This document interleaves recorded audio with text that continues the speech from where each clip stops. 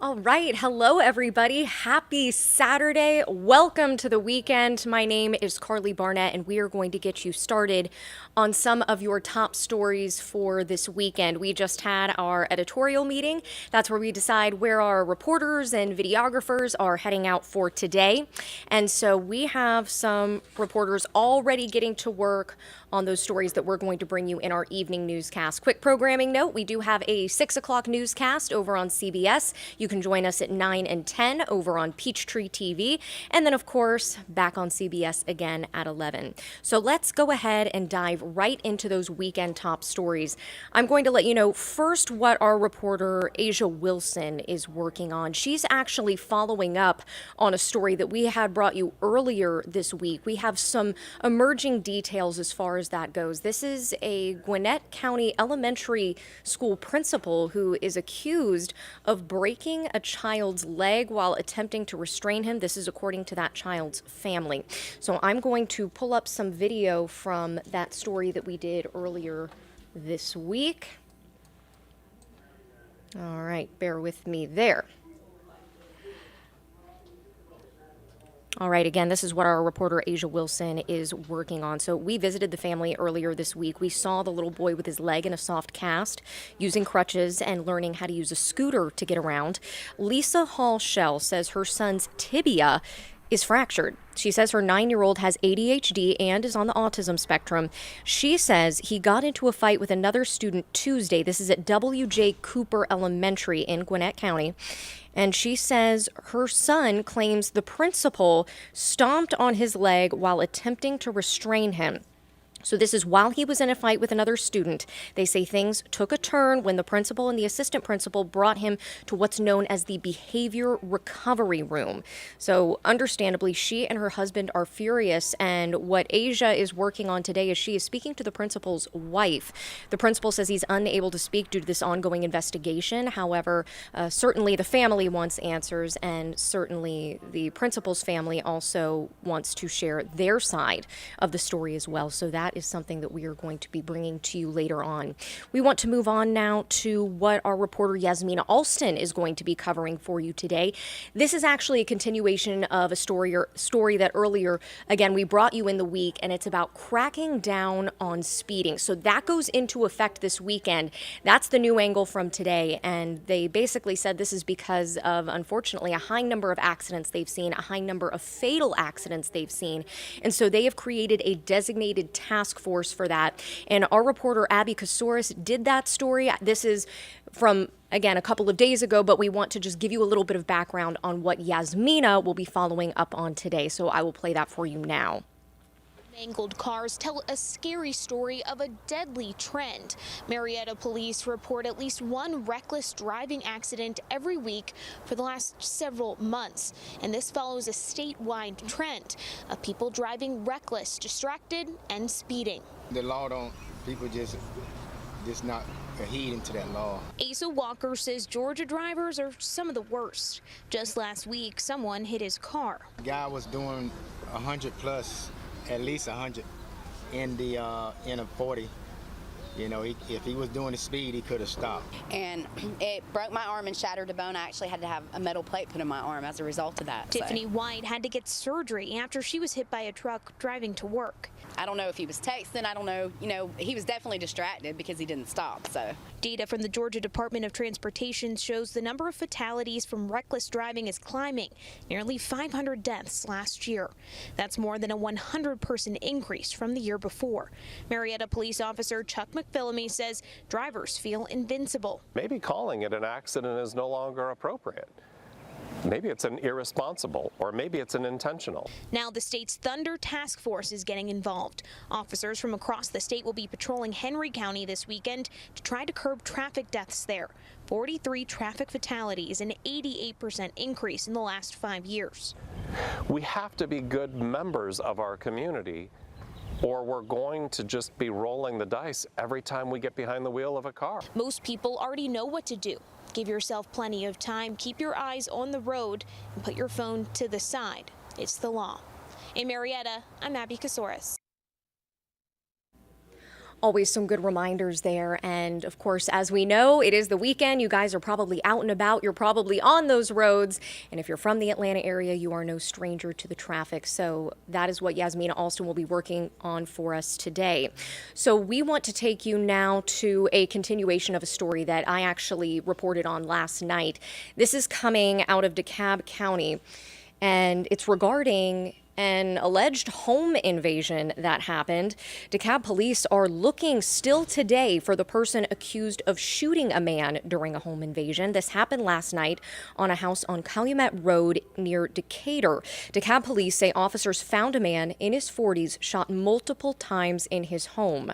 They say the man who was shot was in fact the homeowner. He had to be taken to the hospital. He is expected to survive. Police at this point have not shared any details about this accused robber, but at this point, they have not announced any arrests. This investigation is still ongoing. This happened tonight, and they are still looking for that person today. And this next story is a bit of a happy update. Some birds, some parrots have returned home after they were stolen from a restaurant in Buckhead. The birds are back today. A man is behind bars this morning accused of the crime. 49-year-old Adam Deck was arrested for stealing 3 parrots from the R. Thomas Deluxe Grill in Buckhead. Restaurant employees noticed Ruby, Peaches, and Cream were missing yesterday morning, and management believes that Deck used a bolt cutter to break the locks and take the birds. Police found them about 9 hours later. Today, Deck is charged with theft by taking and criminal damage to property. The owners understandably very glad that they are back home today. And speaking of today, it is a gorgeous one. And you know what's going on is the Dogwood Festival. Let's take you to some video of that. There we go. Don't you love those people that can get up and go run first thing in the morning? I'm not one of them, but good for them. This is one of Atlanta's largest and longest running fine arts festivals. It's actually the 3rd oldest in the country, if you didn't know that. It returned with the 87th annual Dogwood Festival. It began yesterday evening. It's going to run throughout the weekend. Keep in mind, the event is free, but you can pay for VIP packages. And there are a couple of reminders that they do want to let you know before you get to the festival. Just keep in mind, one of the ways they advise to get there is MARTA, going back to that traffic story we talked about. Definitely a lot of people on the roads. Attendees can exit at the Arts Center or the Midtown Station, and then it's just a few blocks over to Piedmont Park. They want to remind you that there's no smoking, not even at the outdoor facilities, and no dogs are permitted in Piedmont Park during the festival.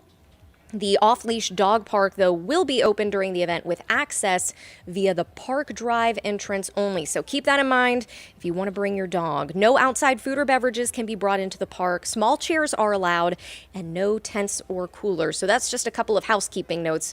But what you're seeing right now is the Mimosa 5K. That happened this morning. There's going to be 260 different artists, live music, amusement park style rides. Sounds like a lot of fun. And boy, take a look at this. Isn't that a gorgeous day to do it? And to tell us more about the weather, I'm going to turn things over here to my colleague, First Alert meteorologist Cutter Martin.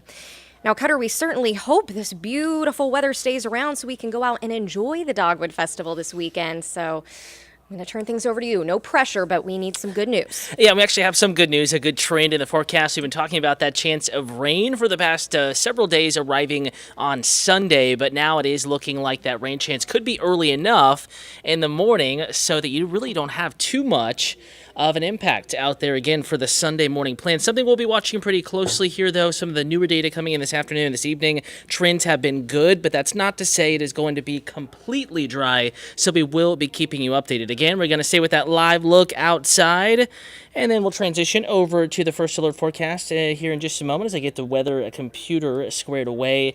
Right now, we're tracking lots of sunshine, just a couple of cloud tops up in the sky out there, and certainly no rain falling from those today. It's a pretty nice day. Temperatures up in the upper 70s and the lower 80s. Humidity is relatively low out there. It's not feeling that summer-like, but something we'll be watching pretty closely. Again, right now, Humidity, not much of a problem, and hoping that trend continues. In fact, we know it will as we get into next week with temperatures in the upper 60s and 70s and some lower humidity back in the first alert forecast. Let's take you to current temperatures outside right now. Numbers back in the upper 70s to lower 80s in many spots. You can see right now 79 at Hartsfield-Jackson Atlanta International Airport. It's in the lower 80s on the far south side of town, LaGrange. We're going to drop this banner here for you in just a moment. We'll let you know so that you can see the entire map there. Again, hang tight with us, and we'll drop the lowers. There we go. You can see Covington 77, Locust Grove is at 78 and 80 degrees in LaGrange. Rome even managing the upper 70s and the lower 80s. So a nice day, and we have some low humidity. Again, thanks for tuning in and for watching Atlanta News First Plus, here to give you a check of the forecast. My name is Cutter Martin, a meteorologist here at Atlanta News First. And it's dry outside, hardly any clouds, and good news in the overall forecast here. Again, we're looking at a decent trend in data today. That means, what I mean by that is that we're not forecasting widespread rain all day Sunday. We've always known there would be some dry time Sunday, but it's looking more and more like we'll have plenty of dry time, and we won't really need to worry too much about the weather tomorrow. So again, let's roll you through your Sunday hour by hour. We'll start actually with this evening, because I know a lot of you have Saturday evening plans. Temperatures are warm out there. Humidity, though, being kept in check. Upper 70s to near 80. This forecast model doing a very good job depicting what's actually happening outside. So because it is doing so well in the moment, it gives me confidence that it has the right idea with the forecast through the rest of this evening. We will cool back. Clouds do increase, possibly even before sunset, back in the mid to upper 70s. By 7 p.m., more clouds around, though. Filtered sunshine. Could be a nice sunset out there. A mostly dry evening. So if you have late dinner plans, drink plans tonight, anything going on, maybe the later stretch of the Dogwood Fest. Also, Pont City Market, there's some activities going on today. So a lot of outdoor activities, and we're golden today. No issues. As we get into late tonight and tomorrow, though, watch what happens. That rain fills in pretty quickly. 1, 2, 3 o'clock in the morning.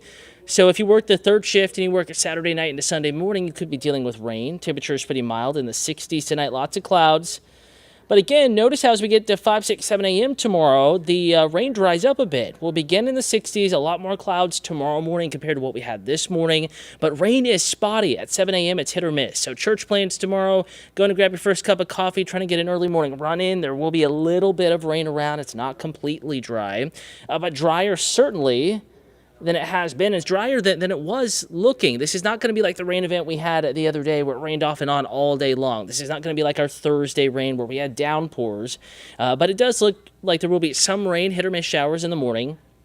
Maybe through about 11 noon, there comes the front moving through. Could be a spotty shower in the afternoon, but rain chances look low, and primarily before 2 p.m., and then it's out of here. By 5, it's moving east of North Georgia, and already spotty rain chance drops even further into the late afternoon, the early evening. Temperatures in the upper 60s and lower 70s. 72 at Hartsfield-Jackson Atlanta International Airport. 65 Blue Ridge, 73 in LaGrange. And it'll be pretty nice tomorrow evening behind that front and that spotty rain chance. Temperatures do cool down into the mid to upper 50s by midnight. So this is midnight Monday morning. And then Monday looking like a cooler day with low humidity and a breeze. It'll be a stunner.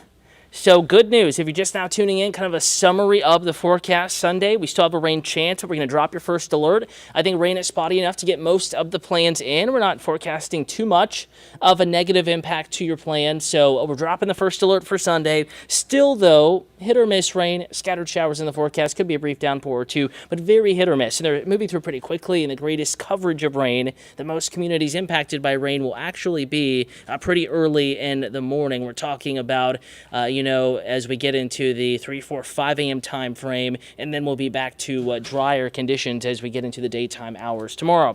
Checking in on the comments there, not seeing too much going on Facebook nor on YouTube. Again, thank you for watching. Thank you for tuning into Atlanta News First Plus. We are live at any time. AtlantaNewsFirst.com and in the First Alert weather app, Atlanta News First app. In fact, we have a 6 o'clock newscast tonight coming up in about an hour and 40 minutes or so. Full check of the forecast coming up then, and we will be keeping you updated here across all platforms and live streaming on Atlanta News First. Plus, if you missed the 6 p.m. newscast, going to go send a video update to the weather app as well, and we will be live back here in a similar format AtlantaNewsFirst.com, streaming Roku, Amazon Fire, and the apps as well at 8 p.m. And our late newscast, 9, 10, and the 11 o'clock half hour. Have a wonderful rest of your Saturday. Get outside, enjoy the sunshine. Remember the sunscreen, but it's a great day across North Georgia and Metro Atlanta. Get outside and enjoy it.